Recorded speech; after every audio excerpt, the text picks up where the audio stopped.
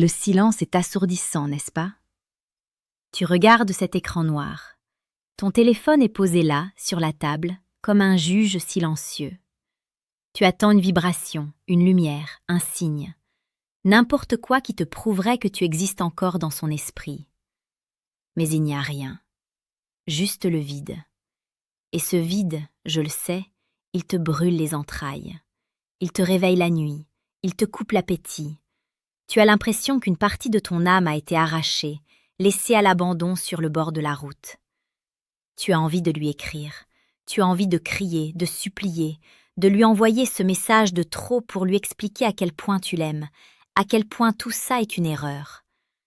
Tu penses que si tu insistes, elle comprendra. Arrête, tout de suite. Ce que tu t'apprêtes à faire ne fera que creuser ta propre tombe sentimentale. Aujourd'hui, nous n'allons pas parler de jeux d'enfants. Nous allons parler de la reconstruction de ta dignité et de la seule méthode psychologique réelle qui peut inverser la polarité de l'attraction. Nous allons parler du silence radio.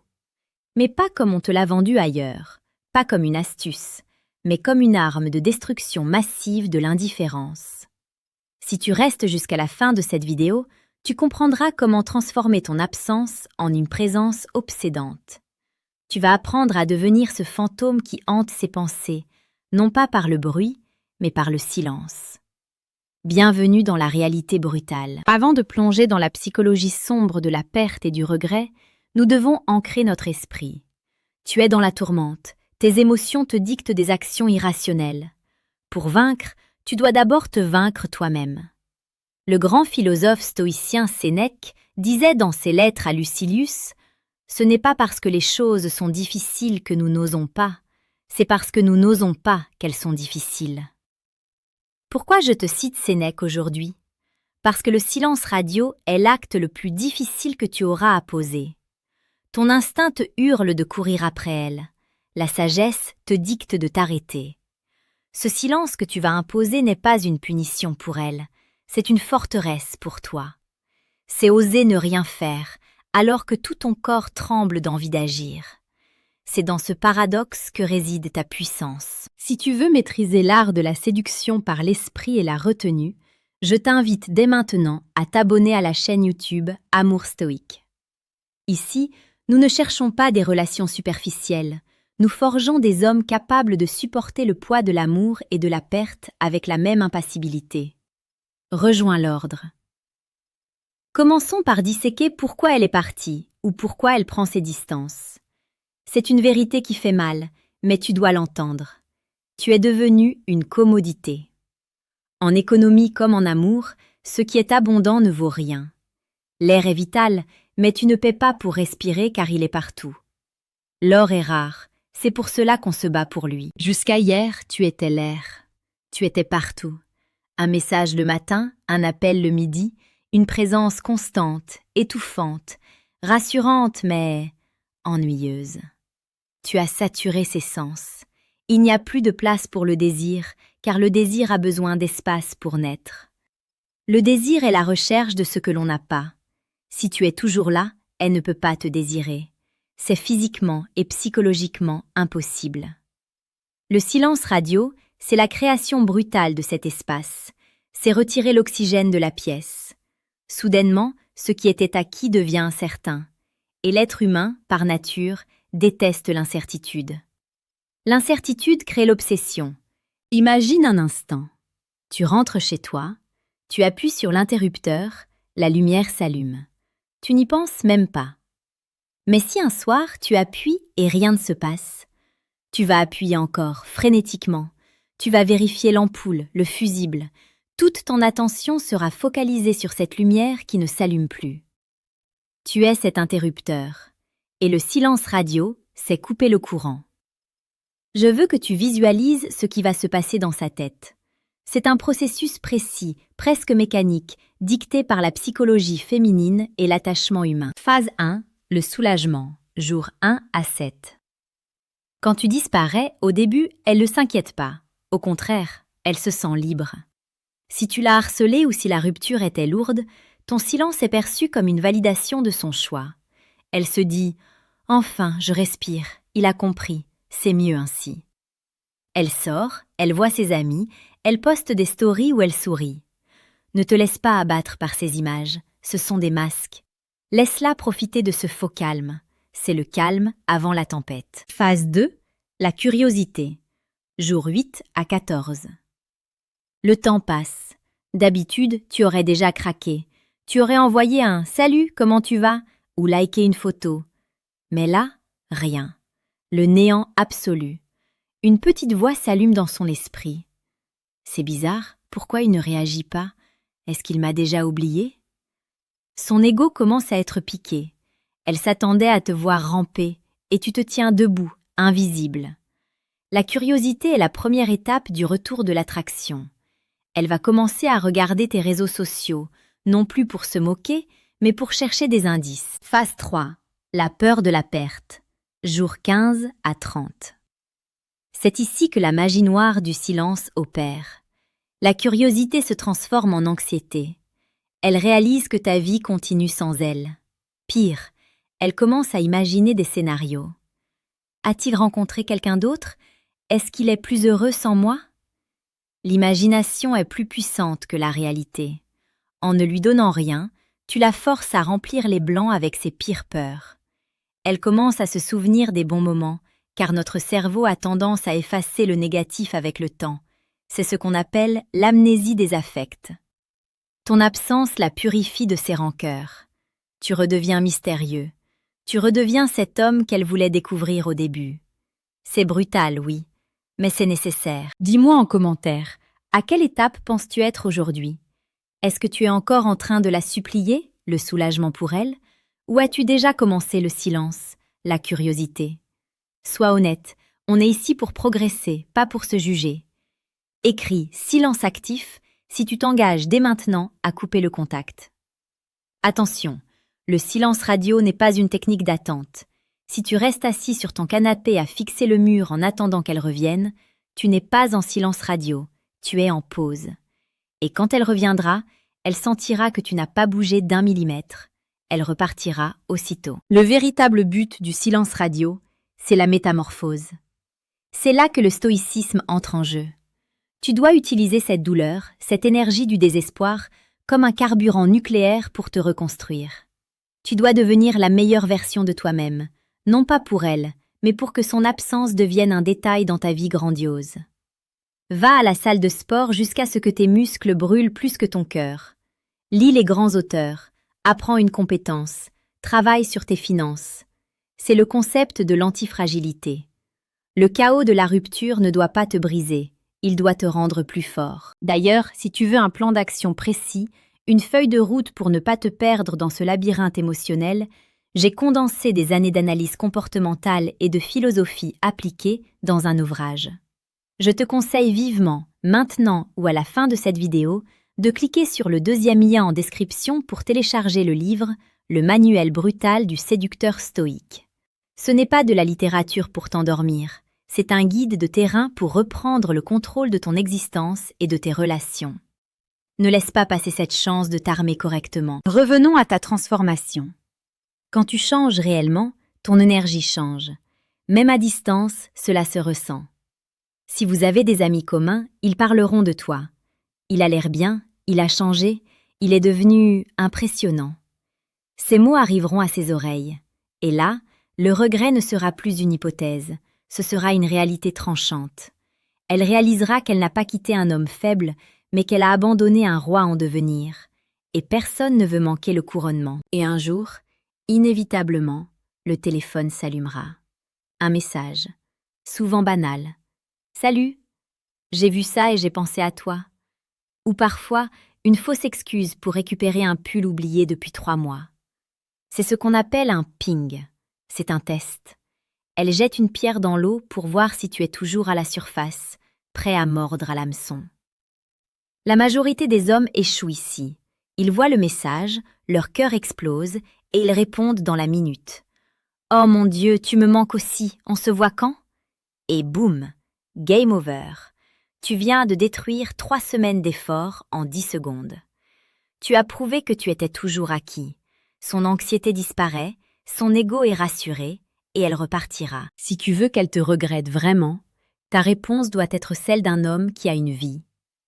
Tu ne réponds pas tout de suite, tu attends quelques heures, peut-être le lendemain. Tu restes poli, courtois, mais bref, pas d'épanchement émotionnel, pas de questions sur sa vie sentimentale. Tu dois être un miroir poliment distant. Elle. Tu me manques. Toi, après 4 heures, c'est gentil de le dire, j'espère que tu vas bien. C'est tout. C'est brutal? Oui. Mais c'est cette distance qui va la rendre folle de désir. Elle voudra briser cette glace. Elle voudra retrouver l'intimité qu'elle a perdue. Elle devra travailler pour te ravoir. Et l'être humain n'accorde de la valeur qu'à ce pourquoi il a travaillé. C'est une loi universelle. On chérit ce qu'on a eu peur de perdre et ce qu'on a eu du mal à reconquérir. Le silence radio n'est pas de la manipulation. C'est un acte de respect envers toi-même. C'est dire à l'univers et à cette femme « Je m'aime suffisamment pour ne pas courir après quelqu'un qui fuit ». C'est cette attitude qui est magnétique. C'est cette force tranquille qui est irrésistible. Peut-être qu'elle reviendra, peut-être pas. Mais voici la vérité ultime, celle que seuls les vrais stoïciens comprennent. À la fin de ce processus, si tu l'as fait correctement, tu auras tellement évolué, tu seras devenu tellement fort et indépendant que son retour ne sera plus une nécessité absolue pour ton bonheur. Ce sera une option.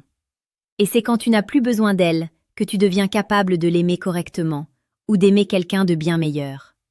Tu pensais que c'était fini? Que ne pas répondre à un message suffisait? Détrompe-toi. Le silence radio n'est pas une simple absence de mots. C'est une guerre psychologique qui se joue sur plusieurs fronts. Et le front le plus dangereux aujourd'hui, c'est celui que tu tiens dans ta main, ton écran. Beaucoup d'hommes échouent non pas parce qu'ils craquent et envoient un SMS, mais parce qu'ils commettent des erreurs invisibles qui hurlent leur désespoir. Nous allons maintenant aborder ce que j'appelle le fantôme numérique. Écoute-moi attentivement, car c'est ici que tu peux tout gâcher sans même dire un mot. Tu as coupé le contact par SMS, bien. Mais si tu continues à regarder toutes ces stories Instagram, si tu likes ses publications, ou pire, si tu la bloques par colère, tu as perdu. Pourquoi? Si tu la bloques, tu lui envoies un message clair. Tu m'as fait mal, je suis blessé, je suis réactif. Un homme stoïque n'est pas blessé par l'opinion d'autrui, et encore moins par l'absence d'autrui. Si tu regardes ses stories, tu apparais dans sa liste de vues. Elle saura que tu es là, tapis dans l'ombre, à surveiller sa vie. Tu restes un fan, et on ne couche pas avec ses fans, on les méprise poliment. La méthode brutale est la suivante, le mute total. Tu ne la bloques pas, tu la mets en sourdine, mute. Tu restes abonné, mais tu ne consommes plus rien. Pour elle, c'est terrifiant. Tu n'es pas fâché, puisque tu ne l'as pas bloqué, mais tu es totalement indifférent, puisque tu ne regardes plus rien. Tu es devenu un fantôme. Elle va poster des photos provocantes, des citations tristes, des chansons que vous écoutiez ensemble. Tout ça, ce sont des hameçons pour te faire réagir. En ne mordant pas, en restant invisible dans ses statistiques, tu deviens une énigme insupportable. Tu inverses le rapport de force. C'est elle qui crée du contenu pour toi, et toi qui ne le consommes même pas. Parlons maintenant du monde réel. Vous avez sûrement des amis communs. Des gens qui vont te demander « Alors, comment ça va depuis la rupture ?» C'est un piège. Tout ce que tu diras à ces personnes lui sera rapporté. C'est inévitable. Si tu te plains, si tu dis que tu es triste, elle le saura et son ego sera nourri. Si tu dis que tu la détestes, elle le saura et pensera que tu es encore obsédé par elle. Alors que faire? Tu vas utiliser ce que Marc Aurèle appelait l'art de la citadelle intérieure. Quand on te demande des nouvelles, tu souris. Un sourire calme, pas forcé. Et tu dis simplement « Ça va, je me concentre sur mes projets en ce moment. C'est une période intéressante. » Jamais un mot méchant sur elle, jamais de tristesse visible. Elle attend du drame. Donne-lui du mystère. Imagine le rapport que ses amis lui feront. « Je l'ai vu, il avait l'air bien, solide. Il n'a même pas demandé de tes nouvelles. » Cette phrase est une lame de fond qui va dévaster ses certitudes. Rien n'est plus attirant qu'un homme qui avance, imperturbable, alors que tout s'effondre autour de lui. Si tu sens que tu n'as pas la force mentale pour tenir ce rôle, Si tu as peur de t'effondrer devant les autres, c'est qu'il te manque les fondations. N'oublie pas de t'abonner à Amour Stoïque et d'activer la cloche. Chaque vidéo est une brique pour construire ta forteresse. Je vais maintenant toucher un point sensible. Une peur qui te tord l'estomac depuis le début de cette vidéo. Et si elle rencontre quelqu'un d'autre? Et si pendant mon silence radio, elle tombe amoureuse d'un autre? Respire. La psychologie est formelle. Les relations pansements, les rebounds, sont vouées à l'échec dans 90% des cas. Si elle se met avec quelqu'un juste après toi, ce n'est pas de l'amour, c'est de l'anesthésie. Elle cherche à combler le vide que tu as laissé. Si tu romps le silence radio pour intervenir, tu deviens l'ex fou et jaloux. Tu pousses littéralement ta femme dans les bras de ce nouveau venu. Tu soudes leur couple contre l'ennemi commun, toi. Mais si tu gardes le silence, ce nouveau gars va devoir supporter ses sautes d'humeur, ses comparaisons silencieuses, son deuil non résolu. Tu ne seras pas là pour faire écran. Il sera seul face à ses fantômes. Et très vite, il ne sera pas à la hauteur. Il paraîtra fade comparé à la dignité de ton absence. Ta plus grande force face à un rival, c'est de ne même pas reconnaître son existence. Le lion ne se soucie pas des chiens qui aboient. Cependant, gérer cette jalousie demande une maîtrise de soi hors du commun. C'est pour cela que j'ai inclus un chapitre entier sur la gestion de la jalousie et des rivaux dans mon livre. C'est une technique de reprogrammation mentale pour ne plus jamais ressentir cette infériorité. Je te le rappelle, le savoir est une arme. Prends cette arme. Clique sur le deuxième lien en description pour obtenir le manuel brutal du séducteur stoïque. Ne va pas au combat les mains vides. Le silence radio fonctionne. C'est mathématique. Un jour, elle proposera de te voir. Pas un simple message, mais une rencontre réelle. C'est là que tout se joue. Tu n'es plus le même homme qu'avant la rupture. Tu ne dois pas y aller pour la récupérer. Tu y vas pour évaluer si elle mérite toujours une place dans ta nouvelle vie. Ce changement de perspective, le frame, change tout. Lors de ce rendez-vous, sois tactile mais fuyant. Une bise polie, mais un regard intense qui dure 1 seconde de trop. Parle de l'avenir, jamais du passé. Le passé est un cimetière. Ne déterre pas les cadavres des vieilles disputes. Parle de tes voyages, de tes lectures, de ton sport. Rayonne. Parle premier. Sois celui qui met fin au rendez-vous. C'était sympa de te voir, je dois y aller, j'ai un entraînement. Tu dois lui laisser un goût d'inachevé. Elle doit rentrer chez elle en se disant « Il y a quelque chose de différent chez lui. Je veux en savoir plus. » Je vais te laisser avec une pensée d'Épictète, l'esclave devenu philosophe, l'un des plus grands maîtres du stoïcisme. Il ne dépend pas de toi d'être riche, mais il dépend de toi d'être heureux. Il ne dépend pas de toi d'être en bonne santé, mais il dépend de toi d'être courageux. Appliquons cela à l'amour. Il ne dépend pas de toi qu'elle revienne. Tu ne peux pas contrôler ses sentiments, ses choix, ses désirs. Essayer de le faire, c'est souffrir inutilement. Ce qui dépend de toi, c'est ta dignité. C'est ta capacité à rester debout quand le vent souffle fort. C'est ta capacité à transformer la solitude en puissance. Le silence radio, c'est l'acceptation du destin, amor fati. Si elle revient, elle trouvera un homme nouveau, un homme meilleur. Si elle ne revient pas, tu auras de toute façon gagné. Tu auras gagné un corps plus fort, un esprit plus vif et une âme inébranlable, prête pour une femme qui, elle, saura reconnaître ta valeur dès le premier jour. Dans les 2 cas, tu gagnes. C'est ça le secret. Tu ne peux pas perdre si tu mises tout sur toi-même. Alors, éteins ce téléphone, sèche tes larmes, va te regarder dans le miroir et promets-toi une chose. À partir de cette seconde, plus personne ne te verra ramper.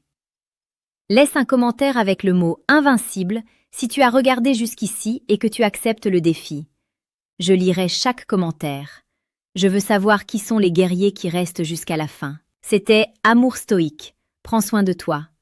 Le silence est ton allié. N'oublie pas que le chemin est long et que la constance est la clé. Pour ne pas marcher seul sur cette route, abonne-toi maintenant à la chaîne Amour Stoïque. Nous construisons ici une légion d'hommes conscients et puissants. Active la cloche, car la prochaine vidéo pourrait bien contenir la pièce manquante de ton puzzle personnel.